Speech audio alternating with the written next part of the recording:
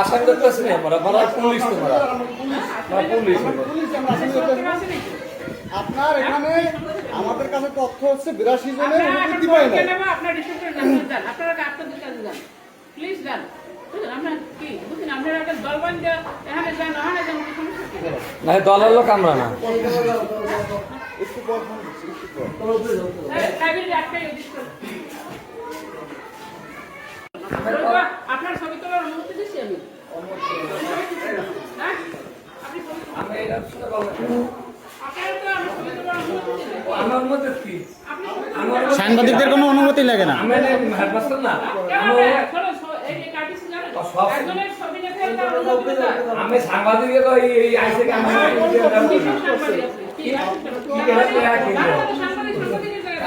আমি কথা কারণ আমি আমি তো লেখছি মাসুদ নদী কারা আমার তো বাংলাদেশ কেউ করাচ্ছেন না। আমি স্কুলে আইন ইচ্ছে মতো 12টা কাজ আবার চললে দিলাম না মাসুদ নদী হ্যাঁ, তখন আপনি যে সেখান থেকে সাংবাদিকে তেরে আসছেন কেন সেটা বলেন। হ্যাঁ, না না, আপনি সেখান থেকে ঢুকছে, আমাদের তথ্য আছে এই জন্য আমরা জিজ্ঞেস করতেছি। আপনি এখান থেকে তেরে আসছেন কেন, সাংবাদিকদের তেরে আসলেন কেন সেটা বলেন। এখান থেকে আসে আপনি এখানে তেরে আসলেন কেন সেটা বলেন। ফোন দেন, কারো দেবেন দেন, রিসিভ দেন। অনুমতি আমরা এখানে ঢুকছি, আমরা অনুমতি ছাড়া ঢুকছি, তথ্য নেওয়ার জন্য ঢুকছি। এখন আপনি আমাদের মারিয়ে বের করে দেন, মারিয়ে বের করে দেন, নাহলে পুলিশ ফোন দেন। রেকর্ড করেন, রেকর্ড করেন, আপনি ফোন দেন। দর্শক, আমি এই মুহূর্তে উপস্থিত হয়েছি ঝালকাঠি জেলার কাঠালী উপজেলার 40 নং সিংড়াখালী সরকারি প্রাথমিক বিদ্যালয়। এখানে অভিভাবকরা একটি অভিযোগ দিয়েছেন আমাদের কাছে যে অত্র বিদ্যালয়ের প্রধান শিক্ষিকা শাহনাজ পারভিন উনি 2025 সালের 82 জন শিক্ষার্থীর উপবৃত্তি ওনার কারণে তারা উপবৃত্তি থেকে বঞ্চিত হয়েছেন। এই কারণে আমরা সাংবাদিকরা ওনার কাছে এই তথ্য জানতে আসলে উনি আমাদের সাথে দুর্ব্যবহার করেন এবং অকথ্য ভাষায় গালিগালাজ করেন এবং এক মুহূর্তে উনি ওনার লাইব্রেরিটা উনি বন্ধ করে নিচে চলে আসেন। আমরা জানতে চাই যে আপনি কিসের জন্য বন্ধ করলেন। উনি বলছেন যে পরীক্ষা আছে সেই কারণে বন্ধ করছে। উনি একটা বিষয় যে বলছে যে সাংবাদিকরা বুঝায় দেন ওনাকে গ্রেফতার করে গর্তে নিয়ে আসছে, উনি এইরকম ব্যবহার করছে, খারাপ ব্যবহার করছে এবং আমাদের সাংবাদিকদের উপর উনি তেড়ে আসছেন। ওনার লাইব্রেরিটা উনি বন্ধ করে নিচে চলে আসেন। আমরা সরাসরি এখানে যারা অভিভাবকরা আছেন যারা অভিযোগ দিয়েছেন তাদের কাছ থেকে আমরা বিস্তারিত এখন শুনবো।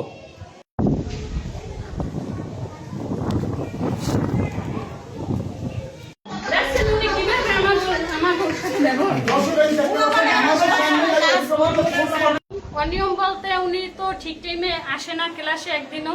তারপর শিক্ষার বিষয় হচ্ছে যে ক্লাসে পড়া বুঝাইয়ে দেয় না, এটা তো জানা আছি। তারপর বাচ্চাকে দিয়ে যে কাজ বাচ্চারা আমরা বাড়িতে না করাই উনি বাচ্চাকে দিয়ে বাথরুম পরিষ্কার করায়। তারপর উনি বাচ্চাকে দিয়ে শ্রেণীকক্ষ এই বেঞ্চ টেবিল ওগুলো মোছায়, তারপর ঝাড়ু দেয়। তারপর ছুটির সময় যখন দেখা যাইতেছে তখন উনি বলে যে জানলাগুলো দেওয়ার দায়িত্ব বাচ্চাকে। তারপর বাচ্চাকে দিয়ে টাঙ্কি পরিষ্কার করায়, বাচ্চাকে দিয়ে পানি কে করায়? এই যে প্রধান নাম কি প্রধান শাহনাজ পারভিন। হ্যাঁ বলেন। এরকম করায় তা আমরা যদি অভিভাবকরা যদি কোনো বিচার নিয়ে আসি তখন হ্যাঁ আমাদের সাথে খুব অখাদ্য ভাষায় কথা বলে।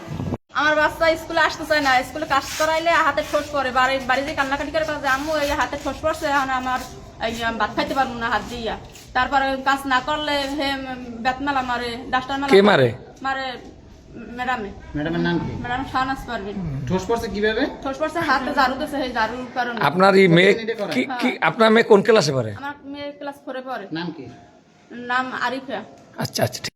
ওনার 1 নম্বরে হচ্ছে উনি বাচ্চাদের সাথে যেসব আচরণ করে ওগুলো মানে সে প্রধান শিক্ষকই ওরকমের করতে পারে না। এই যেমন আমার বাচ্চার ছেলেরা তার টাঙ্কি পরিষ্কার করাইছে, তারপরে আমার মেয়ের ডাস্টার পাক্কা মারছে মাথা। কি জন্য ডাস্টার পাক্কা মারছে বলো? পারবে না তার জন্য বলছে তো আমি পারবো না, এই জন্য ডাস্টার পাক্কা কি মারছে। আপনার মেয়ে কিসে পড়ে? আমার মেয়ে 5 এ পড়ে ক্লাস।